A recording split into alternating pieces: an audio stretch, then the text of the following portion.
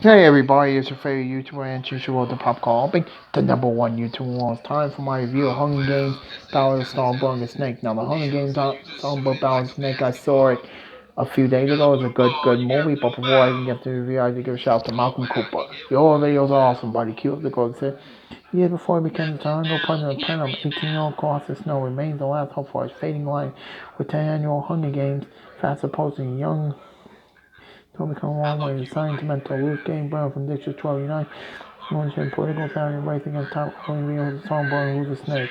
Let's start Rachel Ziegler, Tom White, Hunter Shaw, Peter David, Ronald Davis, Jason Todd, Conrad, Josh, Andrew Rivera, Iron Bomb, Isabel Jeffrey, Joe, Alan Florida, Ronald Monica, Amazon, Brian Coleman, and then Founder, Maria, Wilson, Jordan, and then Devin, Honigan, Van Scott, Michael Greco, Michael Rosen, Alfred, Daniel, Carl Spencer, Collins. I thought it was a good movie, Hunger Games.